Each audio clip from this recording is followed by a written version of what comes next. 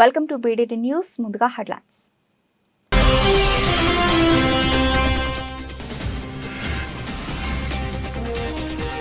Hero Vin Diesel పై లైంగిక దాడి ఆరోపించిన పర్సనల్ అసిస్టెంట్.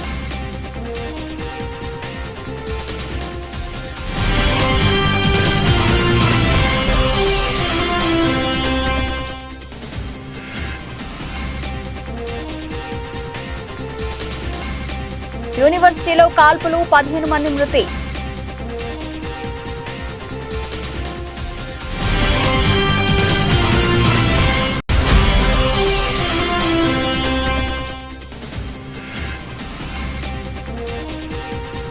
దక్షిణాదిలో పెరుగుతున్న కోవిడ్ కేసులు, తెలుగు రాష్ట్రాల్లోనూ మహమ్మారి కలవరం.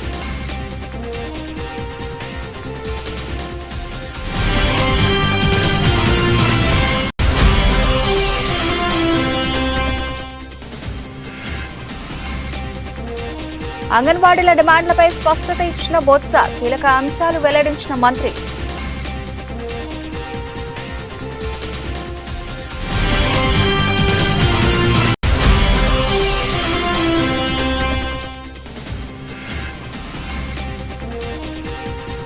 హనుమకొండ జిల్లాలో ఘోర రోడ్డు ప్రమాదం, ఒకే కుటుంబానికి చెందిన 4 మృతి.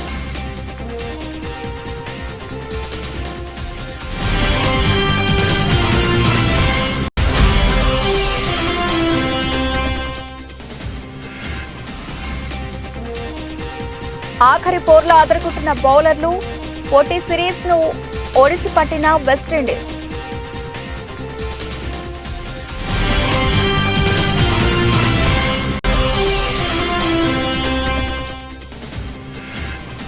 వెలవెలబోతున్న రూపాయి ఈ వారం 24 పైసలు డౌన్, 83.27 వద్దకు పతనమైన Indian currency.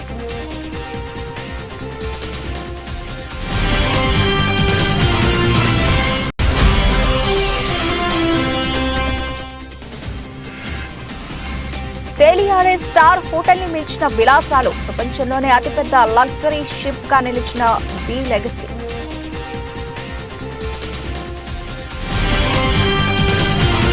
Fast and Furious film hero Vin Diesel పై లైంగిక ఆరోపణలు వచ్చాయి. 2010లో ఫాస్ట్ అండ్ ఫ్యూరియస్ సిరీస్ కు చెందిన 5వ చిత్రాన్ని షూట్ చేస్తున్న సమయంలో నటుడు విన్ డీజిల్ లైంగిక దాడికి పాల్పడినట్లు అతని పర్సనల్ అసిస్టెంట్ ఆరోపించారు. హీరో తరఫున లాయర్ మార్క్ సింక్లెయిర్ ఈ కేసును వాదిస్తున్నారు. పర్సనల్ అసిస్టెంట్ ఆస్టా జోనాసన్ కోర్టును ఆశ్రయించారు. సినిమాలో ఓ సీన్ కోసం నటన చేస్తూ తనను గోడకు నొక్కి అటాక్ చేసినట్లు ఆస్టా ఆరోపించింది. ఆ ఘటన జరిగిన కొన్ని గంటల తర్వాత తనను ఉద్యోగం నుంచి తీసివేసినట్లు ఆమె తన ఫిర్యాదులో చెప్పింది. లాస్ ఏంజల్స్ కోర్టులో జోనాసన్ తన కేసును ఫైల్ చేశారు.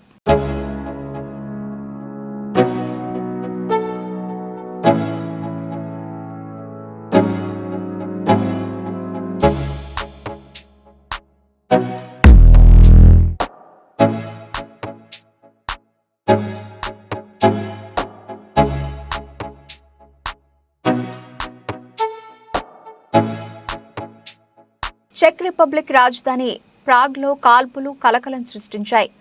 జెన్ పలాజ్ స్క్వేర్లోని చార్లెస్ యూనివర్సిటీలో చొరబడిన సాయుధుడు బీభత్సం సృష్టించాడు. ఫిలాసఫీ డిపార్ట్మెంట్ భవనంలో విచక్షణ రహితంగా కాల్పులు జరపడంతో 15 మంది మరణించారు. మరో 20 మందికి పైగా గాయపడ్డారు. సమాచారం అందుకున్న పోలీసులు ఘటనా స్థలానికి చేరుకుని దుండగుండి మట్టుబెట్టారు. క్షతగాత్రులను సమీపంలోని దవాఖానకు తరలించారు. వారిలో 9 మంది పరిస్థితి విషమంగా ఉందని తెలిపారు. యూనివర్సిటీని తమ ఆధీనంలోకి తీసుకున్న పోలీసులు భవనంలో ఏవైనా పేలుడు పదార్థాలు ఉన్నాయా అనే కోణంలో సోదాలు నిర్వహించారు. కాల్పులు జరిపిన వ్యక్తి అదే వర్సిటీకి చెందిన విద్యార్థిగా గుర్తించారు. కాగా కాల్పుల ఘటనకు ఏ తీవ్రవాద సంస్థకు సంబంధం లేదని చెక్ Republic interior minister Vit Rakusan తెలిపారు. పోలీసుల విచారణకు సహకరించాలని స్థానికులకు విజ్ఞప్తి చేశారు.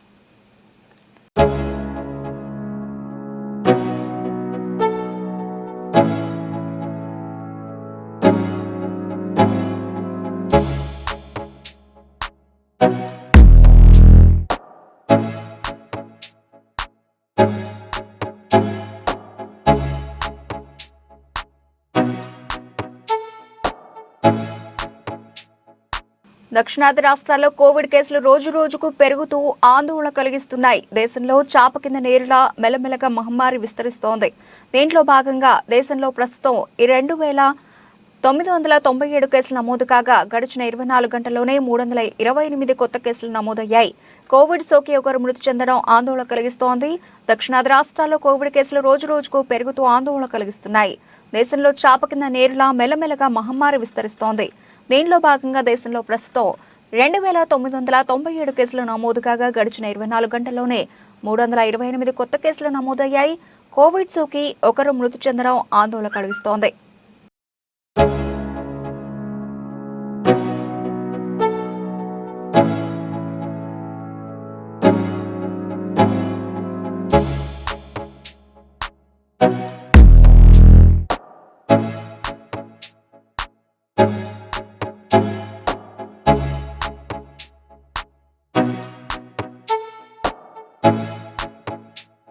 బాలింతలు, గర్భిణీలు, పిల్లలకు పోషకాహారం అందించకుండా అంగన్వాడీ సెంటర్లు మూసేయడం ఎంతవరకు కరెక్ట్ అని ప్రశ్నించారు మంత్రి బొత్స సత్యనారాయణ.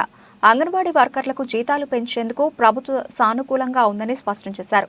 కాకపోతే కాస్త సమయం పడుతుందన్నారు. మిగిలిన డిమాండ్లను పరిష్కరించేందుకు ప్రభుత్వం సానుకూలంగా ఉందన్నారు. రాజకీయ పార్టీల ఉచ్చులో పడకుండా సమ్మె విరమించాలని విజ్ఞప్తి చేశారు. తన మాటను వింటారని ఆశిస్తారని భావిస్తున్నట్లు తెలిపారు. అంగన్వాడీలకు వేతనాలు 26,000 రూపాయలు అయినా ఇవ్వాలని కోరినట్లు చెప్పారు. తెలంగాణలో కంటే అధికంగా ఇవ్వాలని డిమాండ్ చేసినట్లు తెలిపారు. దీనిపై అధికారులతో సమీక్షలు జరుపుతున్నట్లు బొత్స వివరించారు. ఇప్పటికే అంగన్వాడీలతో చర్చలు జరిపినట్లు పేర్కొన్నారు. ఇప్పటి వరకు రాష్ట్ర ప్రభుత్వం ఇస్తున్న గ్రాడ్యుటీని 50,000 రూపాయల నుంచి ₹1,00,000 చేస్తామని, హెల్పర్లకు 20,000 నుంచి 40,000 రూపాయలు ఇస్తామని చెప్పినట్లు వెల్లడించారు.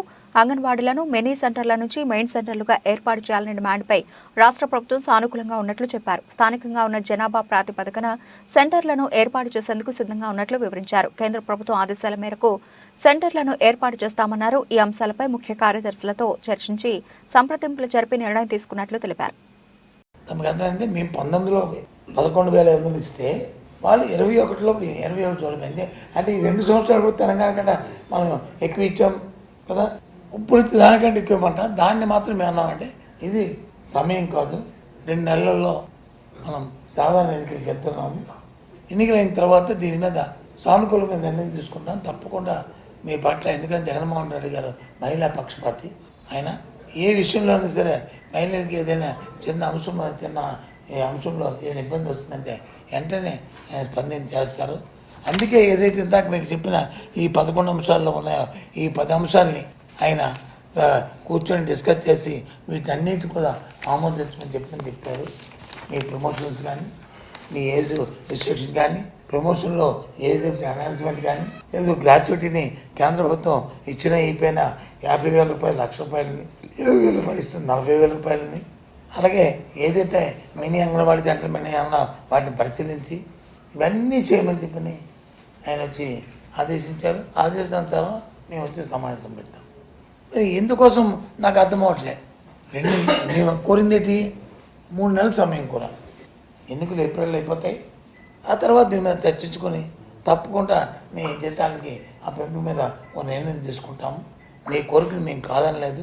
మీ సమస్య తెలంగాణని మీరు ఇస్తారు కాబట్టి మేము మేనిఫెస్టోని తీసుకొచ్చి చూపెట్టాం తప్ప మేము లేకపోతే మీరు అన్నారు మేనిఫెస్టో పెట్టారు కాబట్టి ఎందుకు మేనిఫెస్టో పెట్టిన ప్రకారము అధికారం వచ్చిన తర్వాత మీకు 1,000 రూపాయలు ఎన్హాన్సెస్ ఇచ్చాము. కానీ ఎప్పుడు తెలంగాణ పోయింది అప్పుడు పెంచుతామని నేను చెప్పలేదే. అయితే ఎన్నో అంశాల్లో తెలంగాణ మనకంటే తక్కువ ఇస్తుంది, ఎక్కువ ఇస్తుంది ఉన్నాయి. డిఫరెన్స్ ఏ స్టేట్ ఉన్నాయి. ఈ దేశంలో మన పక్కనున్న ఒరిస్సాని కానీ ఇంకో రాష్ట్రం కానీ తీసుకుంటే ఆ లిస్టులు కూడా ఉన్నాయి. మనకంటే వెనకాతలు వచ్చి సుమారు 14-15 రాష్ట్రాలు మనకంటే తక్కువ ఇస్తున్నాయి. దాంతో మేము కంపేర్ చేయము. దాంతో మాకు అవసరం లేదు. మీది ఏదైతే మీకున్న సమంజసం కోరుకుందో జీతం పెంచాలని మీరు కోరుకుంటున్నారు, తప్పకుండా దాని మీద చర్చిద్దాం, నిర్ణయం తీసుకుందాం. మీరు చెప్పింది కూడా ముఖ్యమైన చెప్తాం. ముందు మీరు విధుల్లోకి వెళ్ళండి. ఉన్న బాలింతలు ఉన్న ఎవరైతే పిల్లలు బాలికలు ఉన్నారో వాళ్ళకి ఇబ్బంది వస్తుంది. అది ధర్మం కాదు. ఆ బాలింతలకి ప్రెగ్నెంట్ లేడీలకి ఇవ్వాల్సిన ఏదైతే కిట్లు వైఎస్ఆర్ కిట్ ఉందో, అలాగే బాలామృతం ఏదైతే ఇస్తున్నామో వాటన్నింటినీ కూడా మీరు ఇలా పెట్టి స్ట్రైక్ చేసి సమ్మెని చెప్పిన నిబంధనని వాళ్ళని పస్తులు పెట్టడం, వాళ్ళకి ఇవ్వడం ధర్మం కాదని చెప్పి వాళ్ళని పదే రిక్వెస్ట్ చేస్తాం. కీసర మండల కేంద్రంలో ఎంపీడీఓ కార్యాలయ ఆవరణలో జరిగిన షాదీ ముబారక్ కళ్యాణ్ లక్ష్మి చెక్కుల పంపిణీ కార్యక్రమంలో పాల్గొనడం జరిగింది. కీసర మండలం దమ్మాయిగూడ నాగారం మున్సిపాలిటీకి చెందిన 35 మంది లబ్ధిదారులకు 1,116 రూపాయల చెక్కులను పంపిణీ చేయడం జరిగింది.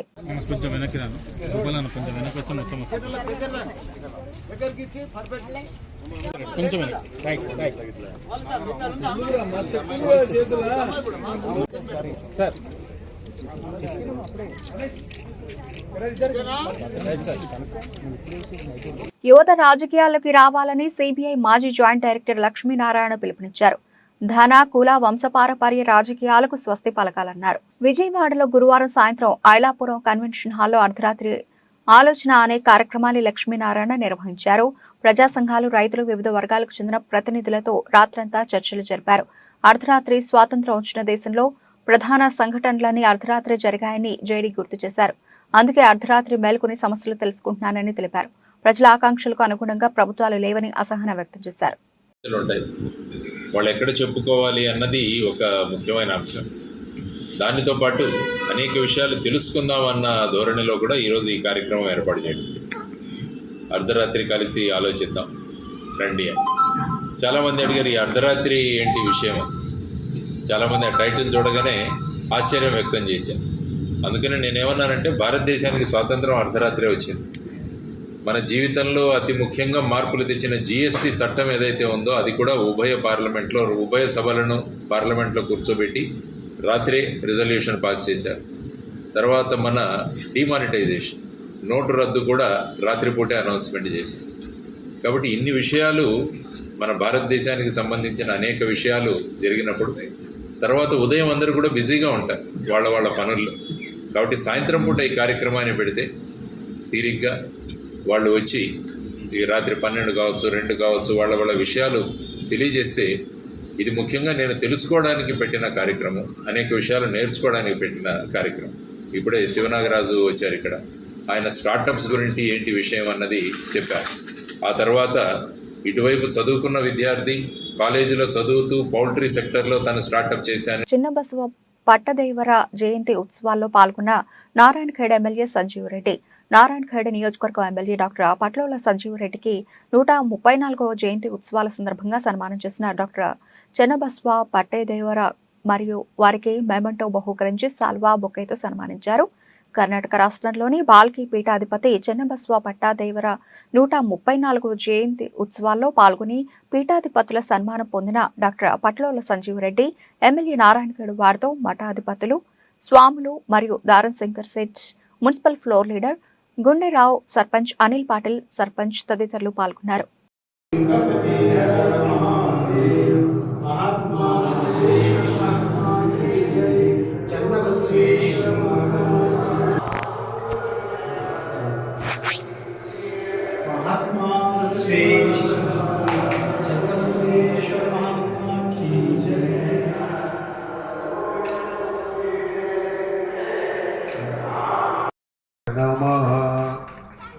ఓం శ్రీ గురు బసవలింగాయ నమః.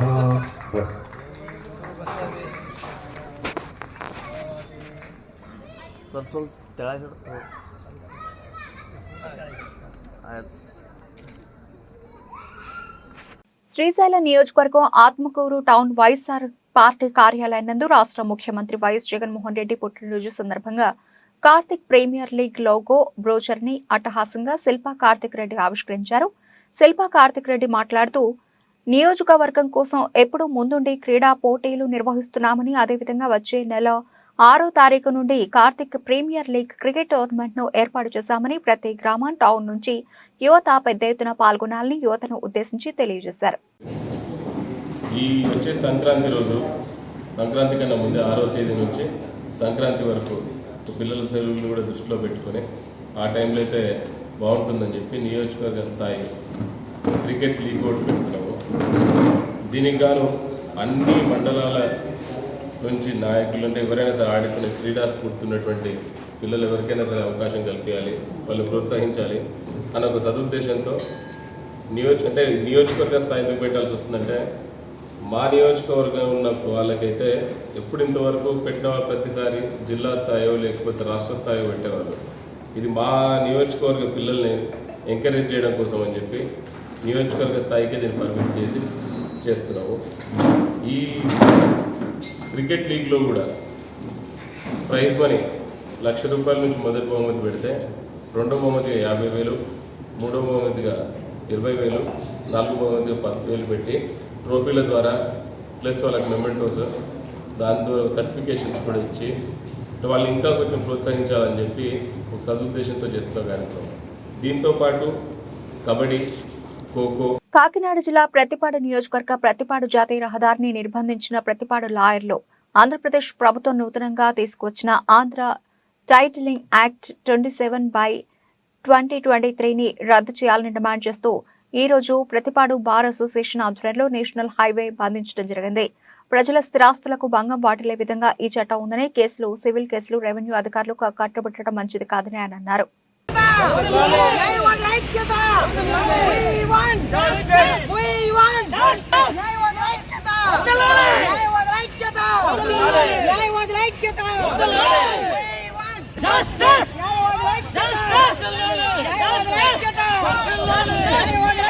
ప్రతిపాడు భారత ఆధ్వర్యంలో జరిగే ఈ నేషనల్ హైవే రాస్తా రోకోకు హాజరైన మా భారత సభ్యులందరికీ ధన్యవాదాలు.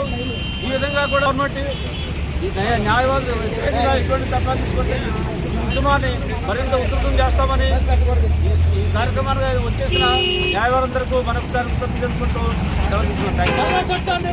జగన్ సర్కార్ తీసుకువచ్చిన టైటిలింగ్ యాక్ట్ 2023 రద్దు చేయాలని మనం రాష్ట్ర వ్యాప్తంగా నిరసనలు, సమ్మెలు చేస్తా ఉన్నాం. ప్రజల స్థిరాస్తులను నాశనం చేసే ఈ నల్ల చట్టాన్ని జగన్ సర్కార్ ఏకపక్షంగా తీసుకురావడం జరిగింది.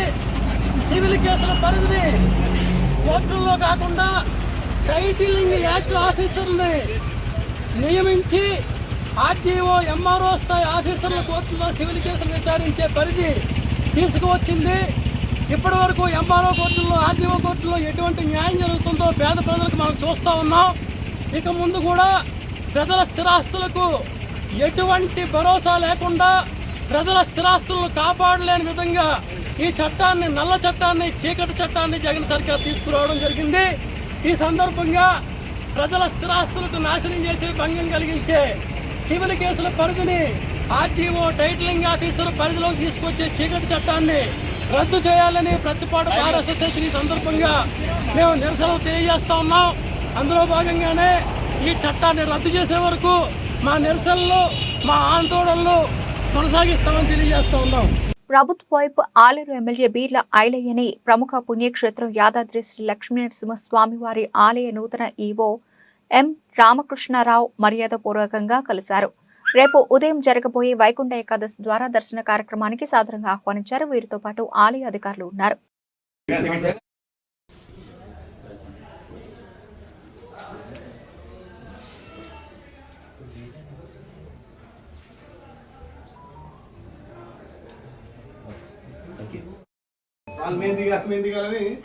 అన్ని కలిసి పరిస్థితి. వనపర్తి జిల్లా మదనాపురం మండలంలోని నెల్వీడు తాండాలో 2 సంవత్సరాలకు ఒకసారి ఘనంగా నిర్వహించే శ్రీ శ్రీ శ్రీ పోచమ్మ తల్లి ఉత్సవాల్లో భాగంగా తండావాసుల పిలుపు మేరకు వెళ్లి ప్రత్యేక పూజలు నిర్వహించిన దేవరకద్ర మాజీ ఎమ్మెల్యే ఆళ్ల వెంకటేశ్వర రెడ్డి, బీఆర్ఎస్ నాయకులు, కార్యకర్తలు, గ్రామ తాండావాసులు పాల్గొన్నారు.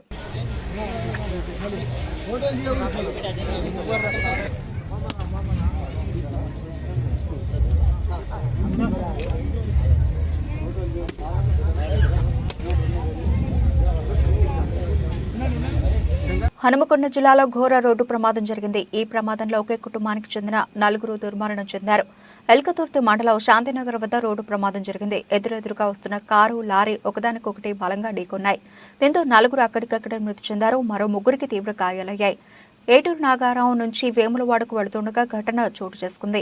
ఏటూరు నాగారం మండల కేంద్రానికి చెందిన మంతెన శంకర్ తన కుటుంబ సభ్యులతో కలిసి కారులో వేములవాడ వెళ్తున్నారు. మార్గ మధ్యలో హనుమకొండ జిల్లా ఎల్కతుర్తి సమీపంలో కారును ఇసుక లారీ ఢీకొట్టింది. దీంతో కారులో ప్రయాణిస్తున్న మంతెన కాంతయ్య, మంతెన శంకర్, మంతెన భారత్, మంతెన వందన నలుగురు అక్కడికక్కడ మృతి చెందారు.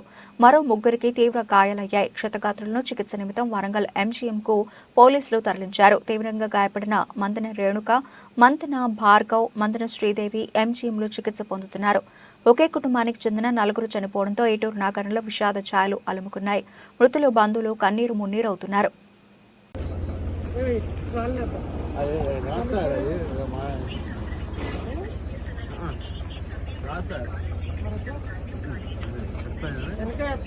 వెనకే వస్తాయి ఇది ఎందుకు చెప్పన్నా కూడా వెనకకే రానియాలి మన ఏదైనా అది వస్తే గుంజచ్చు వెళ్ళిన సీట్లు మధ్యలో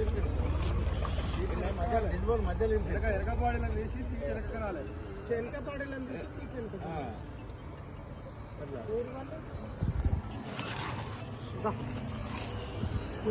రెండుసార్లు టీ20 వరల్డ్ కప్ గెలుపొందిన వెస్టిండీస్ జట్టు స్వదేశంలో ఆదరగొడుతోంది. ఇప్పటికే ఇంగ్లాండ్తో జరిగిన వన్డే సిరీస్ కైవసం చేసుకున్న కరీబియన్ జట్టు పొట్టి సిరీస్ ను కూడా ఓడిసిపట్టింది. ఉత్కంఠ రేపిన ఆఖరి టీ20లో బౌలర్లు రాణించడంతో రౌమన్ పావెల్ సేన అద్భుత విజయం సాధించింది. 5 టీ20ల సిరీస్ ను 3-2తో సిరీస్ సొంతం చేసుకుంది. ఇంగ్లాండ్ నిర్దేశించిన 133 పరుగుల లక్ష్యాన్ని విండీస్ 6 వికెట్ల నష్టాన్ని 19.2 ఓవర్లలో ఛేదించింది. ఆఖరి ఓవర్లో విండీస్ విజయానికి 10 రన్స్ అవసరమయ్యాయి. క్రిస్ వోక్స్ చేసిన తొలి బంతికి జేసన్ హోల్డర్ 3 పరుగులు తీశాడు. ఆ తర్వాత బంతిని షాయ్ హోప్ సిక్సర్గా మలిచాడు. దాంతో వెస్టిండీస్ 4 వికెట్ల తేడాతో చిరస్మరణీయ విజయం సాధించింది. గుడకేష్ మోతీకి ప్లేయర్ ఆఫ్ ది మ్యాచ్ సెంచరీలతో కదం తొక్కిన ఫిలిప్ సాల్ట్కు ప్లేయర్ ఆఫ్ ది సిరీస్ అవార్డులు దక్కాయి. ట్రినిడాడ్లోని బ్రియాన్ లారా స్టేడియంలో జరిగిన 3వ టీ20లో ఇంగ్లాండ్ తలబడింది. విండీస్ బౌలర్ గుడకేష్ మోతీ 3 వికెట్లతో ఇంగ్లీష్ జట్టును దెబ్బతీశాడు. Philip Salt, Livingstone, Moeen Ali రాణించడంతో బట్లర్ బృందం 132 రన్స్ కొట్టింది. స్వల్ప లక్ష్య ఛేదనలో విండీస్ ఆటగాళ్లు షాయ్ హోప్, షెర్పానే రూథర్ఫోర్డ్ కీలక ఇన్నింగ్స్తో జట్టును విజయ తీరాలకు చేర్చారు. ఇంగ్లాండ్ బౌలర్లలో ఆదిల్ రషీద్, చాప్లే రెండేసి వికెట్లు పడగొట్టారు.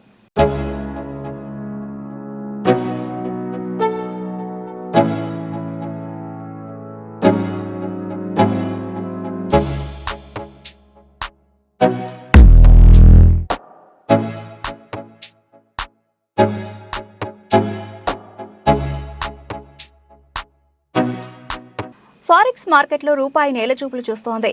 డాలర్తో పోల్చితే రూపీ మారకం విలువ అంతకంతకు పడిపోతోంది. ఈ వారం మొత్తంగా జరిగిన 4 సెషన్లలో రూపీ ఎక్స్చేంజ్ రేటు 24 పైసలు దిగజారడం గమనార్హం.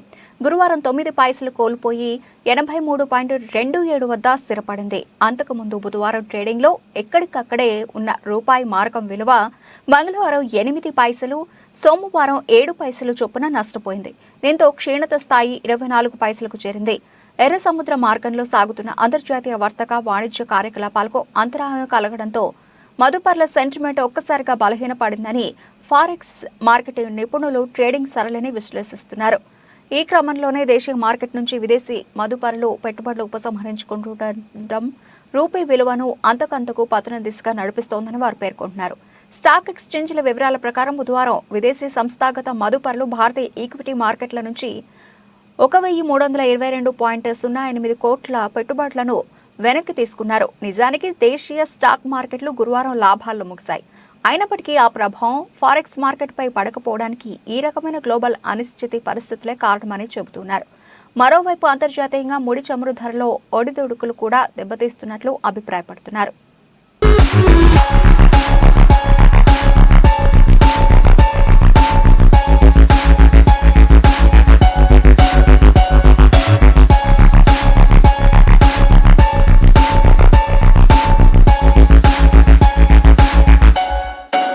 చైనా మరో భారీ విలాసవంతమైన ఓడను నిర్మించి ప్రపంచం చూపు తన వైపు తిప్పుకుంది. గ్వాంగ్జౌ షిప్ యార్డ్ ఇంటర్నేషనల్ సంస్థ నిర్మించిన ఈ భారీ ఓడ పేరు మోబీ లెగసీ. మంగళవారమే ఈ నౌక తన సాగర ప్రయాణాన్ని ప్రారంభించింది. తన తొలి ప్రయాణంలో ఇది గ్వాంగ్జౌ తీరం నుంచి ఇటలీకి బయలుదేరింది. 70,000 టన్నులకు పైగా బరువును తరలించే సామర్థ్యం మోబీ లెగసీ సొంతం. మోబీ లెగసీ 2500 మంది ప్రయాణికులను తరలించే సామర్థ్యాన్ని కలిగి ఉంది. వీటితో పాటు 800 కార్లు, ట్రక్కుల వంటి వాహనాలను తరలించే వీలుంటుంది. ఈ ఓడ పొడవు 237 మీటర్లని తయారీ సంస్థ తెలిపింది. మోబీ లెగసీలో 13 అంతస్తులు ఉంటాయి. పైన అంతస్తు వైశాల్యం 16,000 చదరపు మీటర్లు కాగా అందులో 10,000 చదరపు మీటర్ల స్థలాన్ని రెస్టారెంట్లు, విశ్రాంతి, వినోద సౌకర్యాల కోసం కేటాయించారు. ఇక ఇందులో మొత్తం 533 విలాసవంతమైన గదులు నిర్మించారు. ఇతర సౌకర్యాల్లో 2 బార్లు, 2 రెస్టారెంట్లు, ప్రొమెనేడ్ మరియు పిల్లల ఆట స్థలం ఉన్నాయి. స్టర్న్ వద్ద పక్కపక్కనే ఉంచిన 3 ర్యాంపుల ద్వారా వాహన కార్గో లోడ్ మరియు అన్లోడ్ చేయబడుతుంది. సెంట్రల్ ర్యాంప్ ప్రధాన గ్యారేజీ డెక్కి యాక్సెస్ను అందిస్తుంది. అయితే పోర్ట్ మరియు స్టార్బోర్డ్ సైడ్ ర్యాంపులు నేరుగా 3 ఎగువ గ్యారేజ్ డెక్లకు దారితీస్తాయి. ఫెరీలో 2 5.4 MGU డీజిల్ ఇంజిన్లు ఉన్నాయి. ఇవి గరిష్టంగా 25 నాట్ల కంటే ఎక్కువ వేగం మరియు 23.5 నాట్ల క్రూజింగ్ స్పీడ్ను అందిస్తాయి.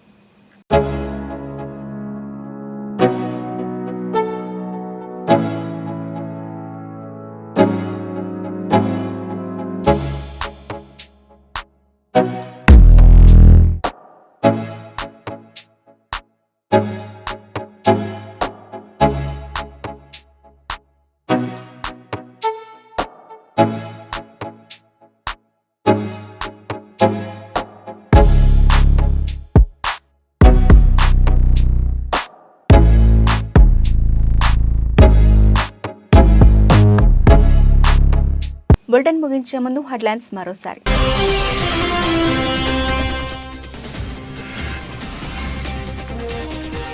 హీరో విన్ డీజిల్ పై లైంగిక దాడి ఆరోపణలు ఆరోపించిన పర్సనల్ అసిస్టెంట్.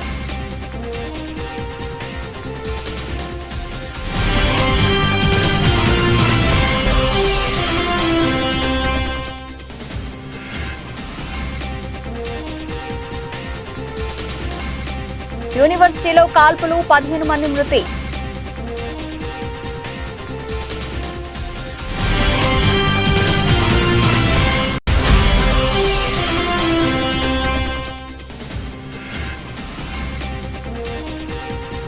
దక్షిణాదిలో పెరుగుతున్న కోవిడ్ కేసులు, తెలుగు రాష్ట్రాల్లోనూ మహమ్మారి కలవరం.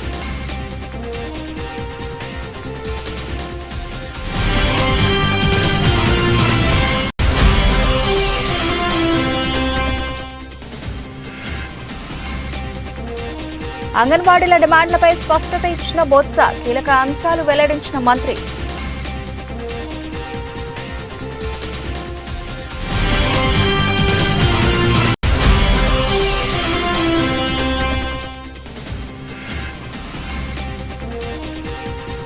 హనుమకొండ జిల్లాలో ఘోర రోడ్డు ప్రమాదం, ఒకే కుటుంబానికి చెందిన 4 మృతి.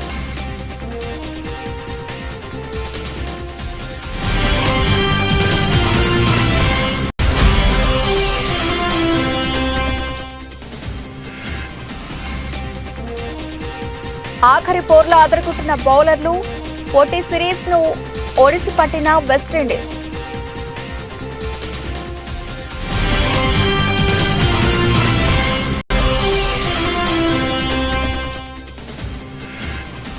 వెలవెలబోతున్న రూపాయి ఈ వారం 24 పైసలు డౌన్, 83.27 వద్దకు పతనమైన ఇండియన్ కరెన్సీ.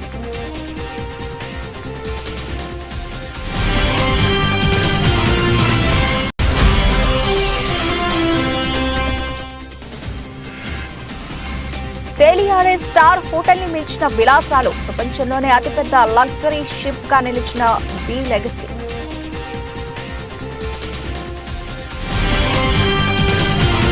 ఇవి ఇప్పటివరకు నా తెలిసిన అప్డేట్స్. మరిన్ని అప్డేట్స్ తో మళ్ళీ కలుద్దాం. అంతవరకు సెలవు, నమస్తే.